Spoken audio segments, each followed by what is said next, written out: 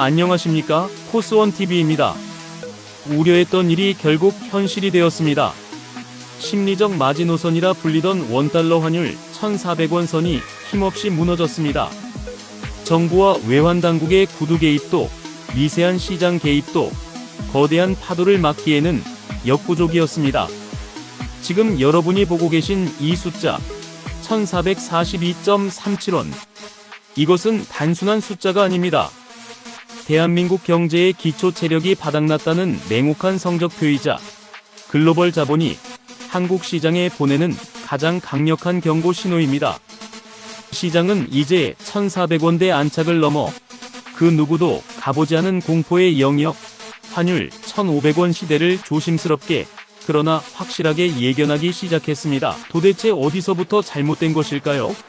미국은 기준금리를 3.75%까지 끌어올리며 인플레이션과 전쟁을 치르는데 우리는 왜 2.5%라는 낮은 금리에 머물며 이 사태를 방치한 것일까요?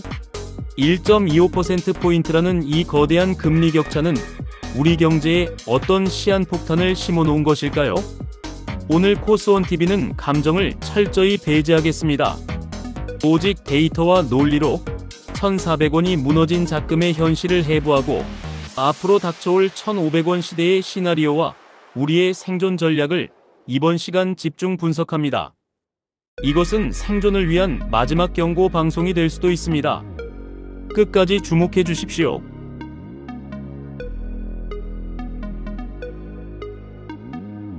인 1997년 외환위기 때 길거리와 은행 창구엔 불안이 가득했습니다. 환율은 하루가 다르게 치솟았고 생필품 가격도 빠르게 올랐습니다. 25년이 지난 지금 마트 장바구니 사정이 다시 얇아지고 있습니다. 국제 유가와 곡물 가격이 동반 급등하면서 식탁 물가가 연일 최고치를 찍고 있습니다. 과거의 위기가 먼저 지금 벌어지고 있는 1,442원 돌파가 우리 삶에 어떤 의미인지 뼛속 깊이 이해해야 합니다. 많은 분이 환율 좀 오르면 수출 기업에 좋은 것 아니냐는 과거의 공식에 머물러 계십니다. 단언컨대 지금은 그때와 다릅니다. 첫째, 방어선은 완전히 뚫렸습니다. 1,400원은 외환당국이 어떻게든 사수하려던 최후의 보루였습니다. 이 선이 무너졌다는 것은 글로벌 투기 자본에게 한국 시장은 이제 열려있다는 신호를 준 것과 다름없습니다. 한번 뚫린 댐은 작은 균열로도 무너집니다. 1,442원까지 오르는 속도를 보십시오. 저항이 없었습니다. 시장의 심리는 이미 공포를 넘어 체념과 탈출로 기울고 있습니다. 다음 저항선은 어디일까요? 1,450원? 아닙니다. 전문가들은 1,500원까지 가는 길에 유의미한 저항선이 없다고 경고합니다. 둘째, 수입 인플레이션이라는 재앙이 시작됩니다. 대한민국은 에너지와 식량의 대부분을 수입에 의존합니다. 환율이 10% 오르면 우리가 해외에서 사오는 모든 물건의 가격표가 그만큼 비싸집니다. 국제 유가가 안정세라 해도 소용없습니다. 원화 가치가 폭락했기 때문에 우리가 주유소에서 넣는 기름값, 마트에서 사는 식재료 값은 폭등할 수밖에 없습니다. 이는 기업의 생산 비용을 높이고 결국 소비자 가격 전가로 이어집니다. 여러분의 월급 빼고 모든 것이 오르는 스태그플레이션의 악순환이 가속화되는 것입니다. 셋째, 외국인 자본의 엑소더스 대탈출입니다. 외국인 투자자 입장에서 생각해 보십시오. 가만히 앉아서 원화 자산을 들고만 있어도 한차손이 눈덩이처럼 불어납니다. 주식시장에서 외국인 매도세가 멈추지 않는 이유입니다. 그들은 지금 한국이라는 배에서 가장 먼저 뛰어내리고 있습니다. 이 흐름을 막지 못하면 주가 폭락과 채권시장 불안은 피할 수 없는 미래가 됩니다.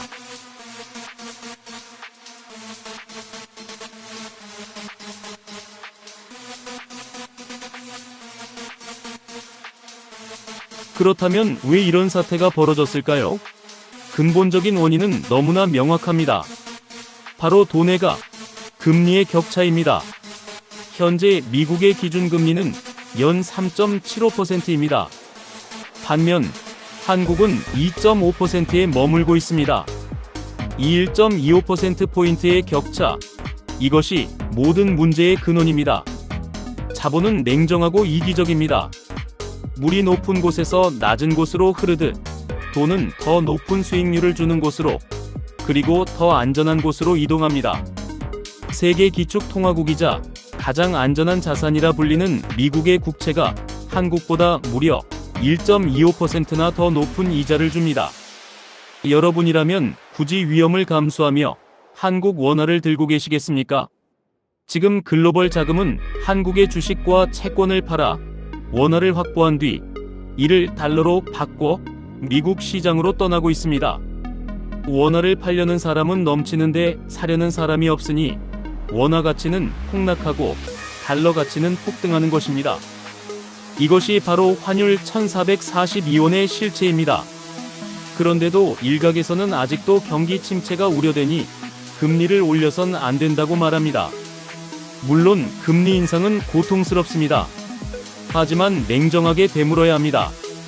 지금 금리를 올리지 않아서 겪게 될 환율 폭등발 경제 위기보다 금리 인상의 고통이 더 크다고 단언할 수 있습니까?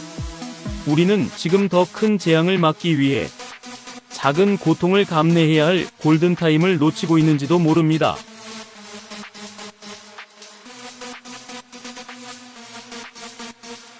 국내 가계부채가 1,900조 원에 바짝 다가섰습니다. 금리 고공행진 속에서도 수도권 아파트값은 넉 달째 오름세를 이어가고 있는데요. 부동산 프로젝트 파이낸싱 부실 우려까지 겹치며 경기 불안이 커지고 있습니다. 지난해 말부터 이 지점에서 우리는 가장 불편한 진실을 마주해야 합니다. 한국은행이 환율이 이 지경이 되도록 금리를 미국만큼 올리지 못하는 진짜 이유, 바로 부동산이라는 거대한 인질 때문입니다. 대한민국의 가계부채는 이미 1,900조 원에 육박하며 GDP 대비 세계 최고 수준입니다. 이 막대한 빚의 대부분은 부동산에 묶여 있습니다. 지난 수년간의 저금리 파티 속에 영끌에서 집을 산 수많은 사람이 금리 인상의 직격탄을 맞게 됩니다. 금리가 1%만 올라도 감당해야 할 이자 부담은 수십조 원이 늘어납니다. 더 심각한 것은 부동산 프로젝트 파이낸싱 부실 문제입니다. 건설사들이 부동산 호황기에 저금리로 빌려 쓴 막대한 자금이 있습니다. 금리가 오르고 부동산 경기가 얼어붙으면 이 돈을 갚지 못한 건설사들이 줄도산하게 됩니다. 이는 건설사의 돈을 빌려준 저축은행, 증권사 등 이금융권의 부실로 전이되고 자칫하면 2008년 금융위기나 2011년 저축은행 사태를 능가하는 시스템 리스크로 번질 수 있습니다. 한국은행의 고뇌가 바로 여기에 있습니다.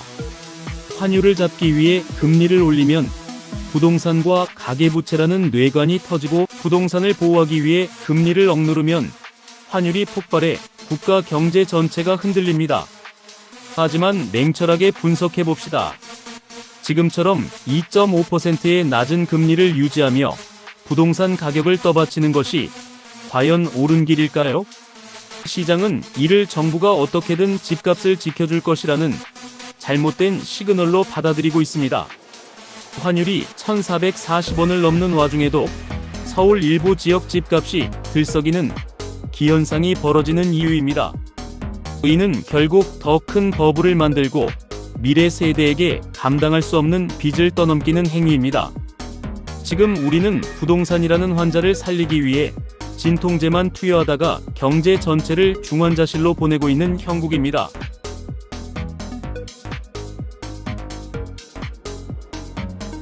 버전 혁신은 디테일에서 시작됩니다.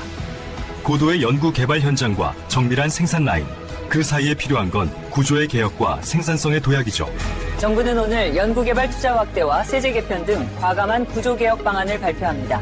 그렇다면 이 절체절명의 위기 속에서 우리는 어떤 선택을 해야 할까요? 장담컨대 고통 없는 장밋빛 탈출구는 없습니다.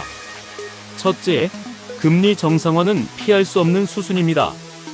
환율 1,500원 시대를 막기 위해서라도 한미 금리 격차를 좁히는 신용이라도 해야 합니다. 이는 시장에 한국이 물가와 환율 안정을 위해 의지를 가지고 있다는 신뢰를 주는 행위입니다.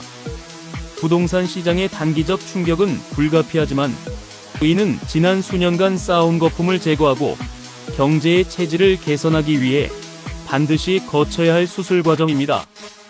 둘째, 기업은 생산성 혁명 외에 살 길이 없습니다.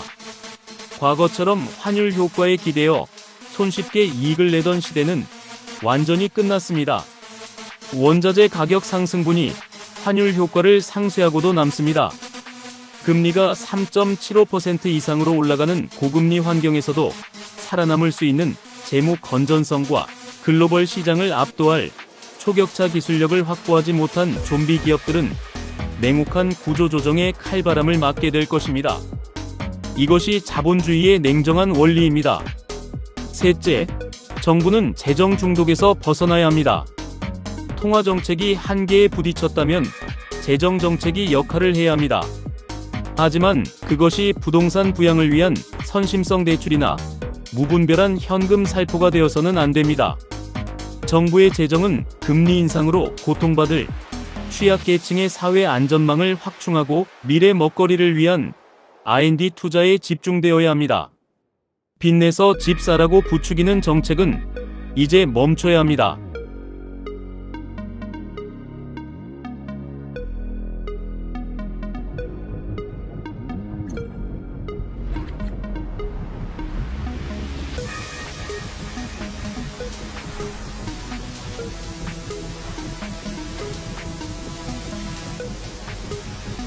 시청자 여러분, 긴 시간 숨가쁘게 달려왔습니다. 오늘 코스원TV가 내린 결론은 무겁고 아픕니다. 1442원이라는 환율은 우리에게 더 이상 머뭇거릴 시간이 없다고 외치고 있습니다. 1.25%포인트의 금리 격차를 방치하고 부동산 거품 붕괴를 막는 데만 급급하다면 우리는 1997년 외환위기, 2008년 금융위기와는 또 다른 형태의 복합위기를 맞이하게 될 것입니다. 지금 필요한 것은 인기영합주의가 아니라 인기 없는 정책을 단행할 수 있는 용기입니다. 1,500원 붕괴를 막기 위해 뼈를 깎는 고통을 감내하고 금리를 정상화할 것인가, 아니면 이대로 서서히 끓는 물속의 개구리처럼 침몰할 것인가. 선택의 결과는 오롯이 우리 모두의 몫이 될 것입니다. 코스원TV는 앞으로도 그 어떤 외풍에도 흔들리지 않고 오직 데이터와 팩트에 기반한 냉철한 분석으로 여러분의 자산을 지키는 나침반이 되겠습니다. 오늘 영상이 대한민국 경제의 현실을 직시하는데 도움이 되셨다면 구독과 좋아요 부탁드립니다. 여러분의 깨어있는 의식이 이 위기를 극복하는 가장 큰 힘입니다. 감사합니다.